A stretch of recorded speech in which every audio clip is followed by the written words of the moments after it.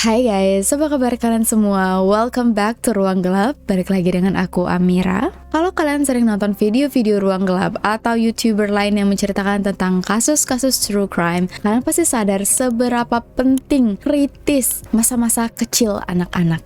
Bahkan secara saintifik pun, gizi anak yang berusia 0-3 tahun itu sangat penting dalam mendeterminasi apakah mereka akan mengalami stunting. Dan juga ternyata apabila gizi mereka cukup, lebih baik daripada anak-anak lain, mereka cenderung lebih cerdas, lebih mudah untuk menerima hal-hal dan pelajaran-pelajaran baru, yang juga ada hubungannya dengan tidur siang, yang ternyata bagi anak-anak ini juga sangat penting untuk ngecas kembali otak mereka yang sudah dipakai selama berjam-jam. Kalau ngomongin soal masa kecil, itu nggak ada habisnya, dan mungkin ini yang bikin kalimat "it takes a village to raise a children", lebih tepatnya "to raise a child", sering banget kita dengar, karena untuk membesarkan anak itu sangat-sangat sulit meskipun kedua orang tuanya sudah berusaha yang terbaik. Dan ini video yang akan membuat kalian juga sadar seberapa penting dan seberapa traumatiknya satu kejadian bisa mengubah cara berpikir seorang anak. So, tanpa berlama-lama, langsung aja kita masuk ke cerita. Welcome to Ruang Gelap.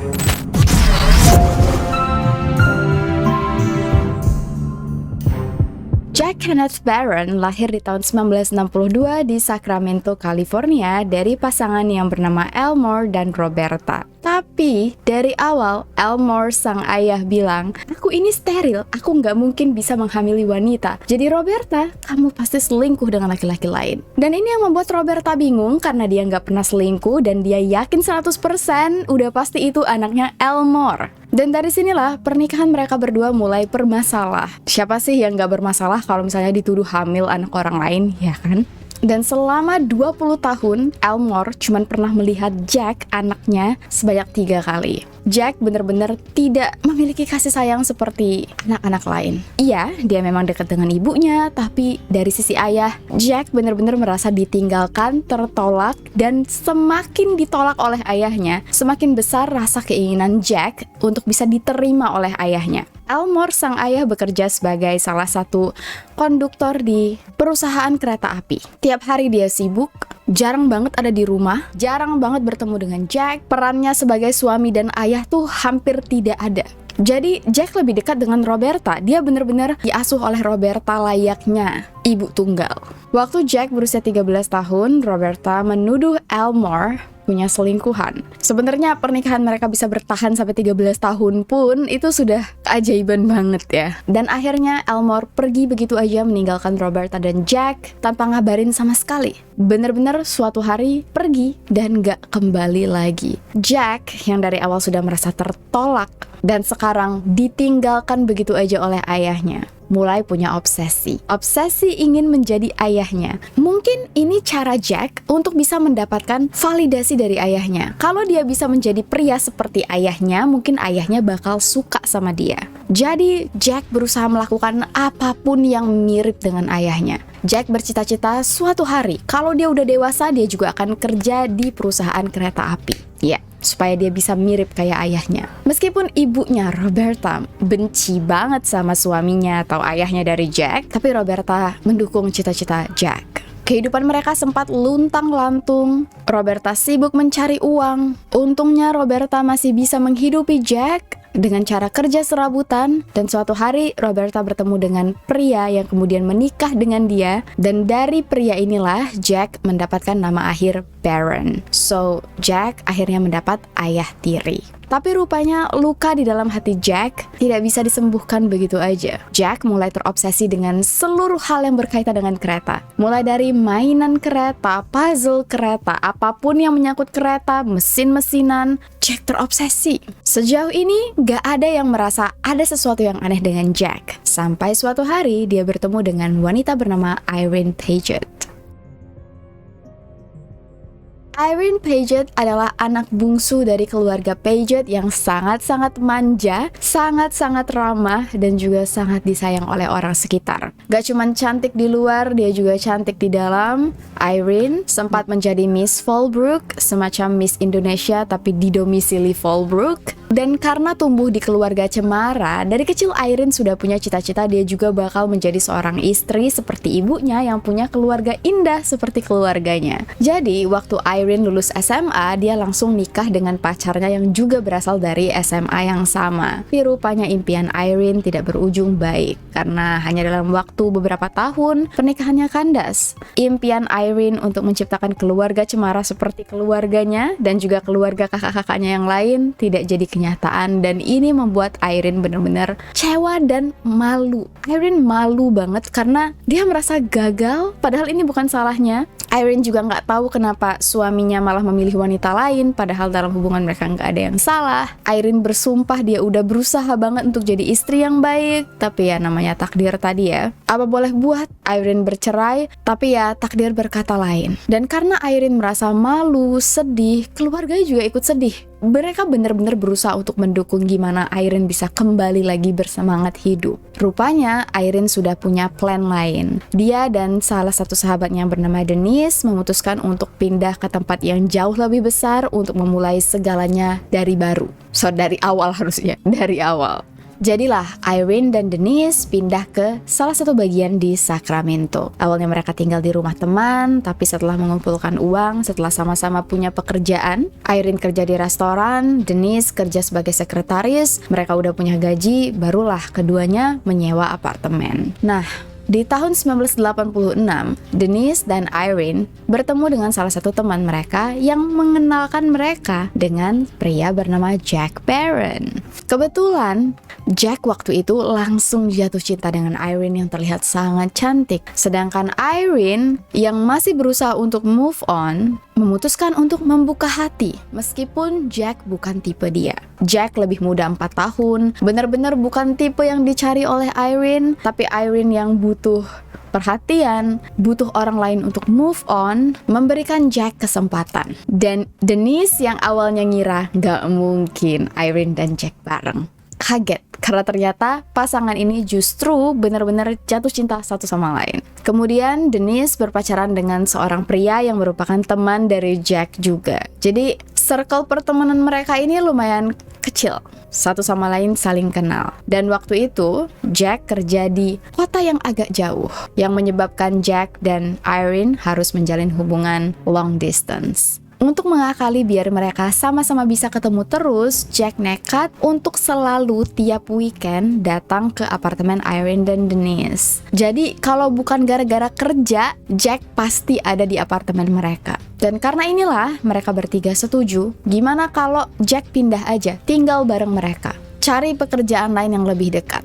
Dari sini, mereka pindah ke apartemen yang lebih besar, di mana di situ ada 3 kamar. Jack dan Irene tinggal bareng, Denise tinggal sendirian, dan 1 kamar lagi khusus untuk menyimpan semua koleksi kereta milik Jack.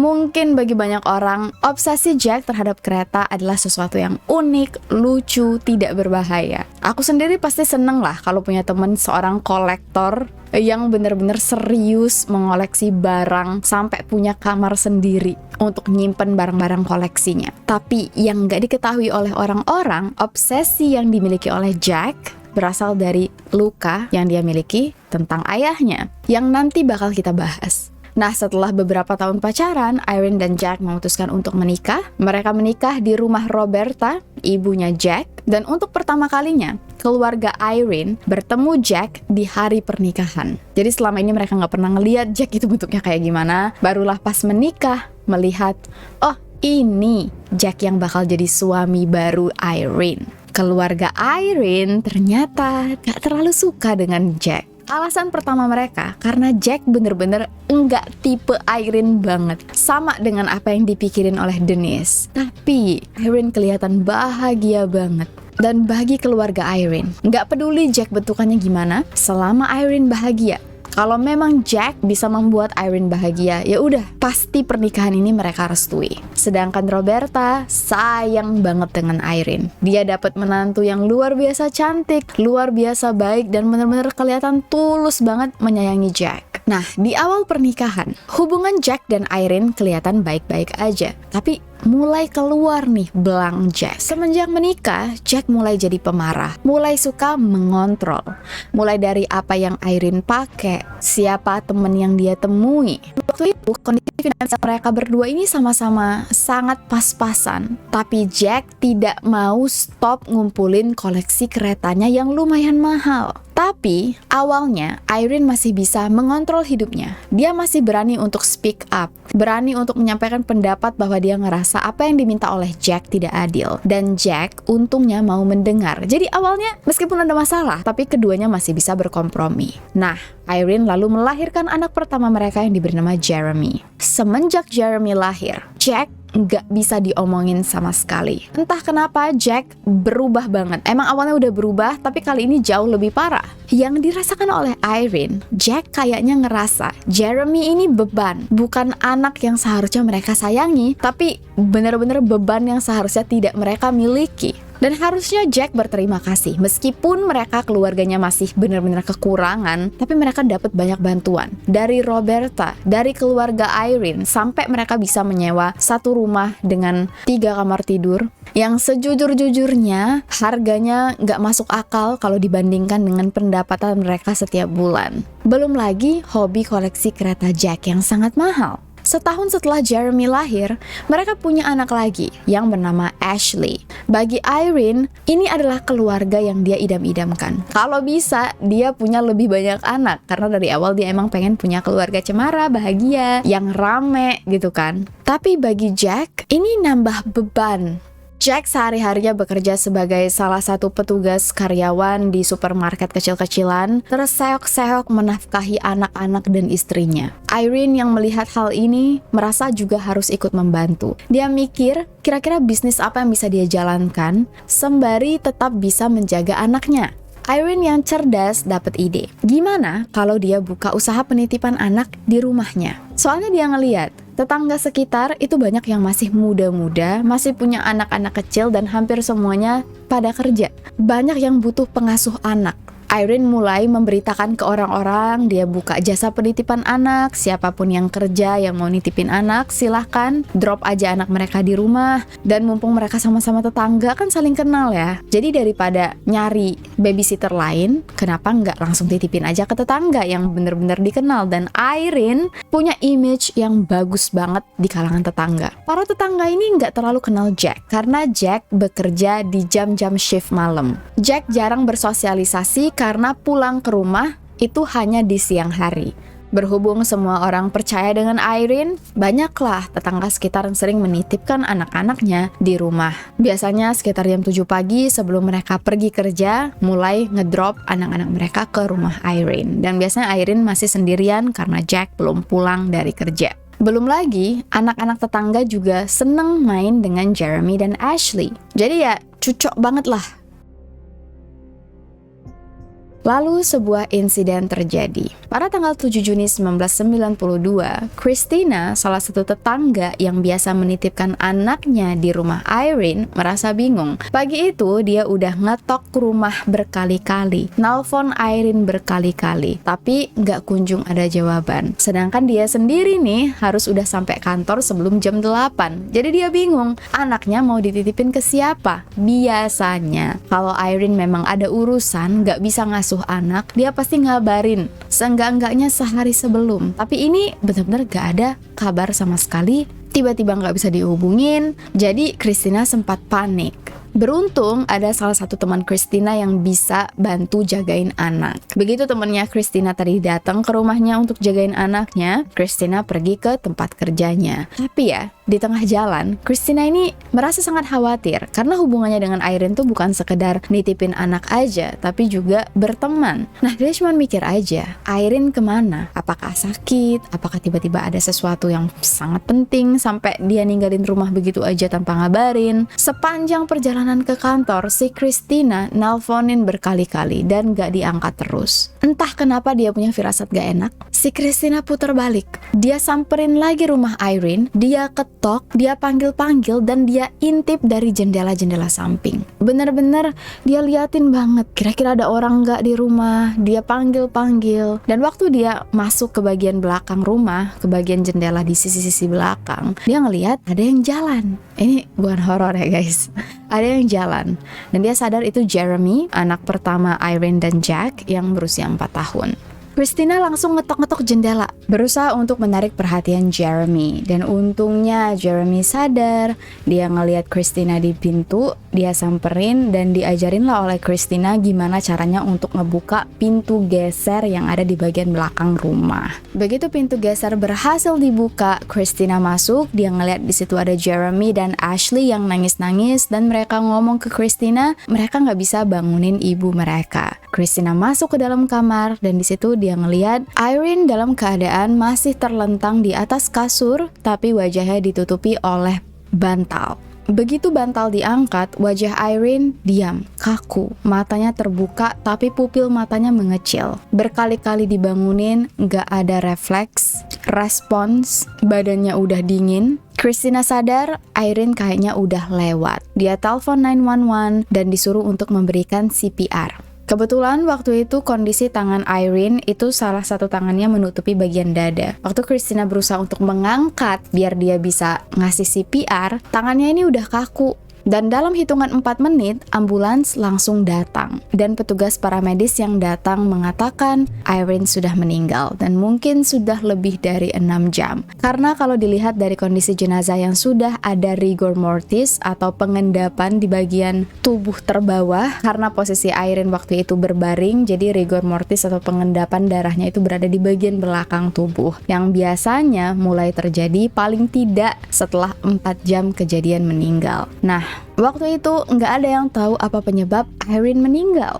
Jenazah ditemukan sekitar jam 8 pagi dan sekitar jam 10 pagi Jack baru pulang dari kerja. Soalnya dia kan shift malam. Sebelum Jack masuk ke dalam rumah, dia langsung di-stop oleh salah satu detektif yang menjelaskan bahwa Irene meninggal dunia. Jack kelihatan bener-bener shock.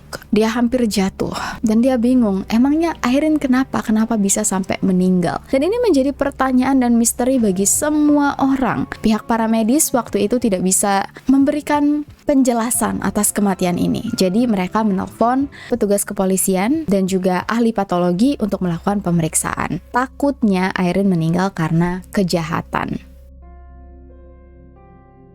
Dilakukanlah proses otopsi. Dari hasil otopsi, cuman ditemukan beberapa bintik-bintik kayak pecah pembuluh darah di bagian mata. Dan ini nggak bisa terlalu dijelaskan juga oleh dokter patologi kenapa bisa terjadi, apakah memang ada kerusakan di bagian otak, atau memang ada hubungannya dengan penyakit yang tidak bisa mereka deteksi. Yang jelas, waktu jenazah Irene ditemukan, wajahnya kan ditutupi oleh bantal. Nah, di bantal ini ada bercak darah dan juga beberapa bekas make up yang luntur dari wajah Irene. Kedua, hidung Irene mengeluarkan darah, dan kalau dari kesaksian orang sekitar, tetangga dan Jack, dikatakan beberapa hari sebelumnya Irene memang punya masalah sakit kepala. Kadang kalau ngomong juga nggak jelas, dan kalau dilihat dari kondisi rumah yang benar-benar terkunci, tidak ada tanda-tanda dimasuki maling, disimpulkanlah oleh pihak kepolisian bahwa Irene meninggal secara natural. Entah ada penyakit apa yang memang kemudian membuat Irene meninggal. Kalau ditanya, kenapa ada bantal di atas kepala Irene? Dijawab oleh polisi, bisa jadi waktu itu Irene benar-benar sakit kepala sampai dia nutup mukanya pakai bantal. Dan aku bisa relate sih. Kadang kalau emang udah pusing banget, kita kan sering ya nutupin muka kita dengan selimut lah, bantal lah, atau apapun itu. Jadi Irene dikuburkan dan tidak ada satu orang pun yang curiga bahwa Irene sebenarnya dihabisi. Sepeninggalan Irene belum 1 bulan, Jack tiba-tiba mengundang seorang wanita bernama Starla untuk tinggal bareng di rumahnya. Starla adalah salah satu teman kerja Jack di supermarket yang kebetulan baru aja cerai dan juga punya 2 anak yang usianya masih di bawah 10 tahun. Bagi Jack, ini adalah upaya supaya Starla bisa membantu dia membesarkan anak-anaknya. Semacam membesarkan anak bersama-sama lah. Tapi bagi keluarga Irene, mereka nggak terima. Belum 1 bulan Irene dikubur, kamu udah bisa bawa wanita lain ke rumah. Nggak masuk akal, padahal keluarga Irene berusaha banget untuk membantu Jack pulih secara finansial. Karena selama ini kan Irene kerja, ada bisnis menjaga anak-anak. Nah sekarang Irene nggak ada, bener-bener Jack harus menghidupi keluarganya pakai duitnya sendiri. Dia juga kewalahan menjaga anak-anak. Keluarga Irene sempat ngasih uang tuh, tapi waktu mereka ngelihat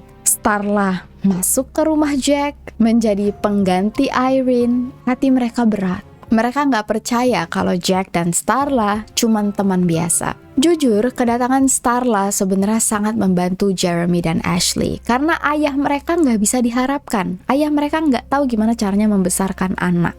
Dan Starla sendiri melihat hal itu. Namanya anak-anak ya, pasti ada tantrumnya, pasti ada nangisnya, teriak-teriaknya, apalagi baru ditinggalin oleh ibu mereka. Bukannya berusaha menenangkan, Jack justru mengancam anaknya Jeremy yang lagi nangis. Kalau misalnya kamu teriak-teriak, nanti aku kirim kamu ke tempat ibu kamu sekarang berada. Starla benar-benar kaget waktu dia ngelihat gimana cara Jack mendidik anak-anaknya dan omongannya yang di luar nalar. Gak butuh waktu yang lama bagi Starla untuk melihat siapa itu Jack. Dalam hitungan beberapa minggu, Starla mengajak kedua anaknya untuk keluar dari rumah itu. Jadi sekarang hanya ada Jack, Jeremy, dan Ashley. Mau nggak mau, Jack harus mempekerjakan babysitter. Datanglah seorang babysitter bernama Jennifer yang berusia masih 19 tahunan yang menjaga Jeremy dan Ashley. Dan lagi-lagi, uang yang dipakai oleh Jack berasal dari keluarga Irene dan Roberta yang berusaha untuk membantu Jack di masa-masa sulit ini. Sang babysitter benar-benar berusaha menjaga Jeremy dan Ashley. Tapi ada hari di mana dia agak kecolongan. Waktu dia datang sekitar siang hari, Jeremy dan Ashley sudah tidur. Jack menyuruh sang babysitter untuk nunggu di luar kamar. Kalau anak-anak udah bangun, barulah ajak main. Dan si babysitter ini nggak kepikiran yang aneh-aneh. Jadi dia tunggu di luar kamar. Habis itu Jack pamit untuk kerja. Dan setelah dia tunggu selama kayak 3 jam, Jeremy masih belum bangun. Diceklah oleh si babysitter ini dan dia mulai ngerasa aneh. Selama berjam-jam, posisi Jeremy dari pertama sampai saat itu nggak berubah sama sekali. Posisinya agak menghadap ke dinding, nggak bergerak. Waktu babysitter ini berusaha untuk mengecek keadaan Jeremy, dia kaget karena tubuh Jeremy sudah dingin. Jeremy dinyatakan meninggal dunia. Begitu petugas 911 dipanggil dan datang, Jeremy dinyatakan sudah meninggal dunia selama kira-kira udah 4-5 jam sebelumnya. Dokter yang melakukan otopsi terhadap jenazah Jeremy adalah dokter yang melakukan otopsi terhadap Irene juga. Dan di sini dia melihat ada kesamaan. Cara keduanya meninggal ini mirip. Gak kelihatan ada hal-hal aneh. Gak ada bekas pukulan, luka, atau apapun. Tapi ada bekas kayak pecah pembuluh darah di sekitar bagian mata. Cuman itu, keluarga Irene yang mendengar berita bahwa Jeremy juga meninggal dunia dengan cara yang sama dengan Irene, sedih banget. Mereka nggak tahu apakah ada yang salah dengan kesehatan keluarga ini, apakah ini penyakit genetik yang menurun. Tapi Jack bersikeras banget bahwa memang sebelumnya Jeremy sempat mengeluh sakit, mirip dengan sebelum Irene meninggal waktu itu. Keterangan Jack inilah yang membuat pihak kepolisian dan dokter yakin banget kayaknya ada semacam kelainan genetik yang benar-benar harus diselidikin. Kematian Jeremy kemudian dinyatakan sebagai meninggal secara natural karena ada penyakit yang tidak terdeteksi. Dan Ashley, satu-satunya anak yang tersisa, kemudian dirawat. Dilakukan pengecekan, apakah jantungnya ada masalah, apakah di bagian otaknya ada masalah juga. Tapi hasilnya semuanya normal. Memang ada beberapa sedikit abnormality atau abnormalitas, tapi bukan sesuatu yang berbahaya. Yang namanya juga tubuh manusia tuh pasti ada keunikannya sendiri. Dan menurut dokter dari hasil pemeriksaan ini, Ashley sangat sehat. Tapi karena ibu dan kakaknya meninggal dalam keadaan yang sama, mereka takut mungkin ini adalah penyakit yang belum terdeteksi. Jadi Ashley dipasangi semacam monitor portable yang dibawa ke rumah dan selalu dipasang kalau Ashley lagi tidur. Soalnya kan ibu dan kakaknya juga meninggal dalam tidur. Jack mempekerjakan babysitter baru yang bernama Jill yang masih berusia 17 tahun. Jill bener-bener ngejagain Ashley banget karena dari awal dipesenin, ini anak mungkin bisa jadi ada penyakit bawaan. Kalau lagi tidur, kamu harus benar-benar pantengin, jangan sampai kelepasan. Amanah ini benar-benar dijaga oleh Jill. Tiap Ashley tidur, dirawat, dijaga. Tapi 18 bulan setelah Jeremy meninggal, giliran Ashley datang. Di hari Minggu, Jill baru aja sampai di rumah Jack. Dan untuk pertama kalinya, Jack membuatkan dia minum teh. Jack yang biasanya parno banget dengan yang namanya mengunci pintu, berpesan, "Jill, malam ini kamu jangan kunci pintu belakang karena mungkin aku bakal pulang telat." Jadi, sesuai dengan pesan, Jill nggak ngunci pintu belakang, dan entah kenapa setelah dia minum teh, Jill tertidur. Begitu Jill kebangun, dia ngecek Ashley yang juga dalam keadaan tidur, tapi sudah dalam keadaan tidak bernyawa. Ashley sudah dingin. Begitu pihak paramedis datang dan menyatakan Ashley juga sudah meninggal, para dokter nggak percaya. Mereka udah melakukan banyak tes terhadap Ashley yang jelas-jelas sehat walafiat. Kenapa tiba-tiba bisa meninggal? Dan pas banget, lagi-lagi, tragedi menimpa keluarga Jack di hari Minggu. Irene meninggal di hari Minggu. Jeremy meninggal di hari Minggu. Ashley meninggal di hari Minggu. Semuanya meninggal secara misterius. Gak punya penyakit tapi juga tidak ada indikasi kejahatan. Waktu itu, Jill sang babysitter enggak mudeng untuk cerita ke polisi bahwa dia dikasih teh dan disuruh untuk enggak ngunci pintu belakang. Dia ini udah terlalu ngerasa bersalah. Dia kira Ashley meninggal gara-gara dia lalai. 2 bulan setelah Ashley meninggal, Jill berusaha untuk mengambil nyawanya sendiri. Untungnya nggak berhasil. Dan semenjak itu selalu menganggap bahwa dia adalah penyebab Ashley meninggal. Padahal semua orang justru curiga terhadap Jack. Kok bisa? Seluruh anggota keluarganya meninggal secara misterius dan semuanya terjadi di hari Minggu. Para dokter yakin banget, ini pasti ada cara gimana Jack bisa menghabisi satu persatu keluarganya. Nah, Jack yang merasa mulai dicurigai oleh orang sekitar dan juga karena keluarganya satu persatu udah habis, memutuskan untuk kembali lagi ke rumah ibunya, Roberta. Dari kematian istri dan kedua anaknya, sebenarnya Jack untung banyak. Uang asuransi dan bantuan pemerintah cair terus. Tapi karena kecurigaan orang sekitar, Jack memutuskan untuk pindah dengan ibunya. Dan awalnya Roberta benar-benar percaya anaknya tidak bersalah. Dia terima anaknya dengan lapang dada untuk tinggal di rumah itu. Tapi rupanya pribadi Jack udah beda banget dengan yang dia kenal. Jack pemarah, gak pernah mau bantuin beres-beres rumah, menjaga rumah, dan awalnya Jack janji ke ibunya dia bakal bayar semacam uang tinggal. Soalnya kan dia numpang tuh, dan Roberta sendiri udah tua. Waktu itu dia juga udah pisah dari suaminya. Jadi harus menghidupi dirinya sendiri dengan susah payah. Nah sekarang Jack tinggal di rumahnya, makan di rumahnya, gak pernah mau ngasih uang sepeser pun, gak berusaha untuk menolong secara finansial. Roberta merasa mulai muak. Apalagi Jack menghamburkan uangnya untuk pacaran dengan wanita di luar sana. Hubungan Jack dan Roberta mulai memburuk. Mereka mulai sering berantem. Kadang-kadang nih, waktu lagi berantem, Jack pura-pura kena serangan jantung. Dan dia bilang, "Ini kayaknya apa yang membunuh istri dan anak-anakku." Tapi Roberta sebagai sang ibu, dia ngerasa Jack dari kecil dia asuh nih, gak pernah ada penyakit-penyakit aneh. Gak tahu kenapa, feeling dia yang tadinya ngerasa anaknya gak mungkin seorang pembunuh, berubah. Roberta mulai curiga, jangan-jangan bener apa yang diisu dan dirumorkan oleh orang sekitar. Jangan-jangan Jack adalah orang yang menghabisi istri dan kedua anaknya sendiri. Dan inilah yang membuat Roberta takut. Roberta mulai mencari cara gimana supaya dia bisa mengusir Jack. Dia mulai mempermasalahkan hal-hal kecil yang dilakukan oleh Jack. Dan Jack bukannya kesal dan kabur dari rumah, malah menciptakan senario lain. Waktu itu, Jack baru aja mendapatkan pekerjaan yang sudah dia impikan sejak dulu, yaitu bekerja di perusahaan kereta api. Jack mendapat jabatan sebagai asisten konduktor, dan meskipun pekerjaan ini bukan apa yang dia inginkan kayak ayahnya dulu yang bekerja sebagai engineer atau apa engineer itu bahasa Indonesianya? Insinyur, tapi seenggak-enggaknya perusahaan kereta api. Dan Jack sangat ingin menunjukkan ke orang-orang bahwa dia pintar, dia berguna, dan dia bisa punya karir lebih di perusahaan ini. Sekitar jam 1 siang, Jack dan kedua temannya yang telah selesai melakukan pekerjaan pulang ke rumah. Di siang hari itu, Jack bawa mobil pulang ke rumah ibunya, dan waktu dia manggil-manggil nih, ibunya nggak ngejawab. Biasanya, begitu Jack pulang, ibunya selalu nyambut. Ini yang membuat Jack bingung.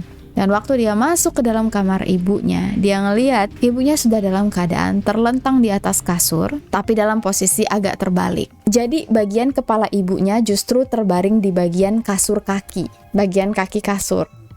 Sedangkan di bagian headboard kasur itu justru ada kaki ibunya. Jadi kebalik lah. Dan ibunya masih menggunakan baju mandi berwarna pink. Jack yang panik menelpon 911 dan petugas menyuruh dia untuk melakukan CPR. Tapi Jack bilang, kayaknya ibuku udah meninggal, jadi percuma kalau aku kasih CPR. Ini yang membuat pihak paramedis agak sedikit bingung. Jack juga kelihatan tenang, tapi waktu itu mereka belum tahu kalau Jack punya sejarah yang panjang. Waktu tetangga sekitar diwawancarai, ada satu ibu-ibu yang bilang ke polisi, "Ya ampun, kasihan banget lah itu si Jack. Bener-bener laki-laki paling tidak beruntung di dunia." Loh kok gitu bu? Kok anaknya yang kasihan, bukan justru ibunya yang kasihan karena meninggal? Lah pak, itu anak nasibnya bener-bener sial. Istrinya kemarin meninggal, 8 bulan kemudian anak pertamanya meninggal, 18 bulan kemudian anak keduanya yang meninggal. Dia nggak punya keluarga lain, pindah tinggal dengan ibunya. 6 bulan kemudian sekarang justru ibunya juga meninggal. Kasian ya, kok semua orang di sekitarnya meninggal. Dan bagi pihak kepolisian, ini adalah jawabannya. Pasti Jack punya andil dalam semua tragedi yang terjadi. Berbeda dengan Irene, Jeremy, Ashley, pada jenazah Roberta, polisi menemukan tanda-tanda perlawanan. Sama, di bagian wajah Roberta juga ditemukan ada semacam pecah pembuluh darah. Dari sini, dokter disuruh untuk melakukan otopsi ulang terhadap jenazah Irene, Jeremy, dan Ashley. Yang kemudian, waktu diteliti lebih lanjut, apakah ada tanda-tanda mereka ini dibekap sampai nggak bisa napas, dan ternyata ada tanda-tanda ini, cuman dulu nggak kepikiran untuk bener-bener ditelusurin. Dan karena ada dugaan pembunuhan, para saksi kembali dipanggil, dan barulah para saksi ini kepikiran untuk cerita apa yang terjadi. Pertama, Starla cerita di hari Irene meninggal, memang benar Jack waktu itu ada di tempat kerja, tapi Starla waktu itu sakit. Jadi Jack nganter Starla ke rumah sakit untuk dirawat. Nah, waktu Starla lagi diperiksa selama kurang lebih 3 jam, Jack pergi entah kemana. Yang kemudian membuat polisi yakin selama 3 jam ini Jack pulang ke rumah untuk menghabisi istrinya sendiri. Ditambah lagi dengan kesaksian kedua babysitter. Babysitter yang pertama mengatakan bahwa memang sejak dari awal dia masuk ke rumah, dia nggak sadar. Memang sejak awal dia sampai di rumah di hari kematian Jeremy, dia nggak ngelihat Jeremy bergerak sama sekali. Yang memungkinkan banget Jeremy emang udah dihabisi sebelum babysitter ini datang. Terus didukung lagi dengan kesaksian babysitter kedua, si Jill tadi, yang bilang, "Iya Pak Polisi, aku lupa cerita, aku dikasih teh sebelum aku ketiduran, dan itu pertama kalinya aku ketiduran." Yang membuat polisi yakin waktu Jill ketiduran, Jack masuk lewat pintu belakang yang memang disuruh untuk tidak dikunci untuk menghabisi Ashley. Dan sekarang Roberta, yang dulu sempat cerita ke teman sekitarnya bahwa dia mulai takut dengan anaknya dan dia pengen ngusir anaknya sendiri. Waktu polisi melakukan pengecekan, penggeledahan, mereka menemukan surat yang dijaga oleh Roberta. Surat ini ditulis oleh Irene. Di situ Irene nulis, "Jack, aku sedih setiap kali kamu membicarakan tentang perceraian. Aku nggak ngerti kenapa kamu mau cerai padahal kita nggak punya masalah sama sekali. Maaf kalau aku belum bisa jadi istri yang baik, tapi aku berusaha demi anak-anak kita." Nah, ini yang membuat polisi yakin banget alasan kenapa Jack menghabisi Irene, karena dia memang udah nggak mau lagi ngurusin keluarganya. Dan kalau ditarik benang merah, semua yang meninggal dunia di hari Minggu, hari yang sama di hari ayahnya lahir. Dari awal kan aku bilang Jack terobsesi dengan ayahnya, dan bisa jadi cara Jack yang menghandle keluarganya dengan cara menghabisi dan gak peduli, ini sama dengan cara dia melihat bagaimana ayahnya menghandle keluarganya, menghandle dia yang ditinggalkan begitu aja. Kenapa Jack menganggap anak-anaknya sebagai beban? Karena waktu dari kecil dia juga dianggap beban oleh ayahnya, dan Jack ingin meniru ayahnya, mulai dari pekerjaan sampai cara mengasuh keluarga. Menurut ahli psikologi, kelihatannya juga Jack menikmati perhatian orang-orang saat keluarganya meninggal. Ada yang namanya kelainan Munchausen proxy, kalau kalian pernah dengar, di mana seseorang merasa senang untuk mengurusi orang sakit. Jadi dia berusaha untuk membuat orang terdekatnya sakit biar dapat atensi dari semua orang, meskipun orang yang dia rawat sebenarnya nggak sakit tapi dibuat sakit. Nah, beda dengan Jack tidak mendapat perhatian dari mengurusi orang sakit, tapi dia merasa mendapat perhatian saat orang terdekatnya meninggal. Soalnya, waktu Irene dan Jeremy baru aja meninggal, Jack sempat nulis surat ke salah satu penyanyi yang bernama Wynonna Judd, menceritakan bagaimana sedihnya kisah hidupnya yang ditinggal oleh ibu dan anak pertamanya, dan surat ini menyentuh hati Wynonna. Jack diajak untuk datang ke konsernya, diajak untuk ketemuan di backstage, diajak foto-foto, dan hal ini terjadi sebanyak 2 kali. Setelah 2 kali ketemu, 2 kali diundang ke konser, Jack nyebarin berita bohong ke orang-orang bahwa dia dan Wynonna